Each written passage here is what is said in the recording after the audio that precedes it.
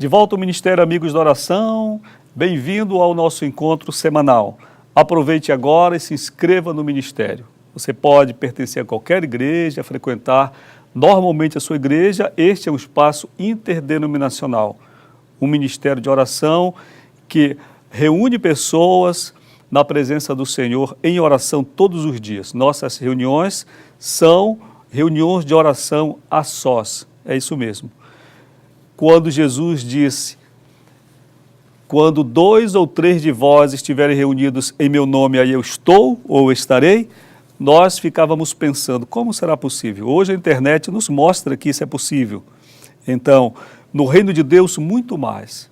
Nós estamos reunidos, por exemplo, agora, em um grande número, e Jesus está conosco. Assim acontece também na nossa vida de oração. Eu quero lhe convidar para ler um texto que está no Evangelho de Mateus. O capítulo é o número 9 e os versos 1 até o 7. Diz assim: entrando no barco, passou para outra margem e chegou à sua cidade. E eis que lhe trouxeram um paralítico deitado numa cama. E Jesus, vendo a fé deles, disse ao paralítico: filho, tem bom ânimo, perdoados te são os teus pecados. E eis que alguns dos escribas diziam entre si: ele blasfema. Mas Jesus, conhecendo os seus pensamentos, disse: por que pensais mal em vosso coração? Pois, que é mais fácil? Dizer ao paralítico: perdoados te são os teus pecados, ou levanta-te e anda? Ora, para que saibais que o Filho do Homem tem na terra autoridade para perdoar pecados, disse então ao paralítico: levanta-te, toma a tua cama e vai para a tua casa. E levantando-se foi para a sua casa. É uma palavra maravilhosa. Você vê que logo no início do texto está dito que Jesus estava em casa. Onde era a casa de Jesus? Jesus morou por muito tempo em Cafarnaum. E aqui era, neste momento, a casa de Jesus. Um dos seus principais lugares de vivência, um dos pontos mais estratégicos que ele adotou em seu curto ministério de 3 anos e pouco. E a Bíblia diz que Jesus, estando em casa, imagine, Jesus em casa, então todo mundo acorrendo para ali, as multidões, e a Bíblia fala que nem junto à porta, e a porta era estreita, estreitíssima, havia lugar. Nem fala em janela, porque algumas casas daquele tempo nem janela tinham, apenas uma porta estreita, realmente. Jesus está ali, na sala da casa. As casas desse tempo, de pobres, como a casa de Jesus era, certo?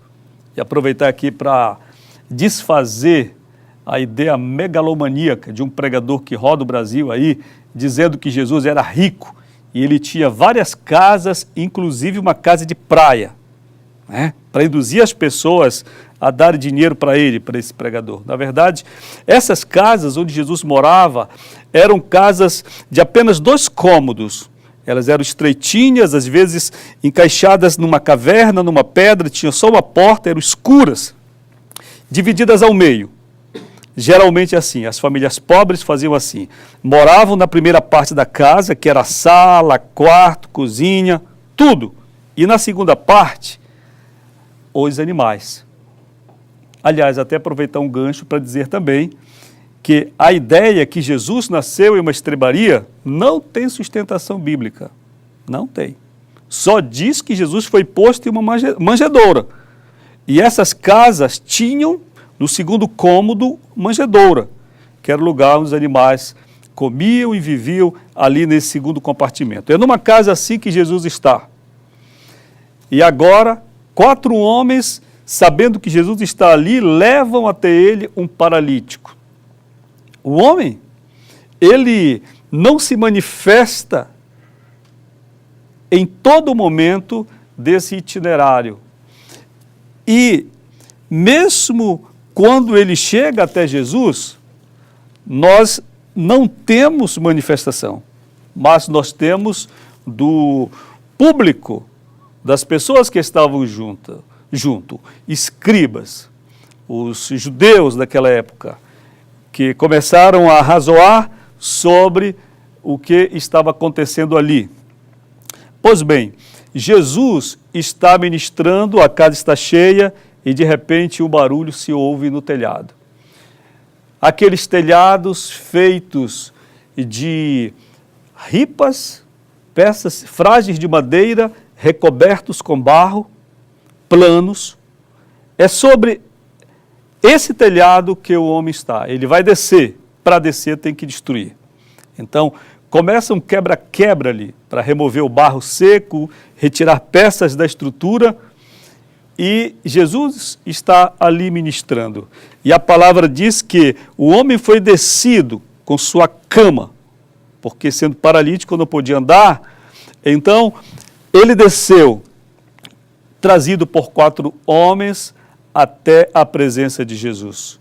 Quando ele chega diante do Senhor, a primeira palavra que Jesus dirige a esse homem é a seguinte: filho, tem bom ânimo, perdoados te são os teus pecados. Hoje, se esta cena acontecesse dentro de uma igreja, talvez o perdão de pecados fosse o último item, se fosse mencionado por pastores e evangelistas. Iriam logo se ater ao fato da cura. Mas Jesus sabe que nossa maior necessidade não é a restauração física. Nossa maior necessidade é uma restauração interior. É uma mudança, é uma libertação. Porque muitas pessoas podem estar perfeitamente sãs do corpo e da mente. Todavia, carregarem fardos pesados de pecados, tantas opressões. Jesus olha para aquele homem e vê que sua necessidade número 1 era o perdão de seus pecados. Perdoados são os teus pecados. E nós vemos começa esse arrazoado entre os presentes, os interlocutores. Eles começam a questionar quem é que pode perdoar pecados e Jesus então vai usar de sua sabedoria peculiar. Jesus vai perguntar a eles o que é mais fácil fazer ou dizer. Perdoados são os pecados de uma pessoa ou dizer ao paralítico, levanta-te e anda. Eles não tiveram resposta, porque para dizer, perdoados são os teus pecados, como teriam certeza e com que autoridade poderiam perdoar pecados? E se dissessem, levanta-te e anda, aí o vexame seria maior, porque a falta de resultado seria visível perante todos. Jesus então diz a eles, e a todos e ao homem, para que saibais que o Filho do Homem tem autoridade para perdoar pecados. Veja só, a ênfase continua sendo no perdão dos pecados. Para que saibais que o Filho do Homem tem autoridade para perdoar pecados, voltou-se ao paralítico e disse, levanta-te, toma a tua cama e vai para a tua casa. Que palavra extraordinária nós temos, que postura correta de Jesus, que olha principalmente para o nosso estado emocional. Jesus olha para o nosso coração, Jesus olha para o nosso estado espiritual, e a sua prioridade número 1 é nos restaurar. A necessidade número 1 de todos nós é nascermos de novo, sermos filhos de Deus, provarmos da graça de Jesus, sermos transformados. Depois disso, poderemos ter outras bênçãos nos acompanhando, mas jamais inverter esta ordem. Veja como eu frisei, Jesus diz, para que saibais que o Filho do Homem tem autoridade. Alguns diriam, para curar, mas Jesus enfatiza, para perdoar pecados. Então, ele curou aquele paralítico. Assim, o plano do Senhor é que você e eu vamos aprendendo com Jesus, vamos sendo libertos, transformados, regenerados. Isso é a principal obra de Deus em nossas vidas. Nós podemos ganhar dinheiro frequentando uma igreja. Hoje há pessoas que só pregam isso.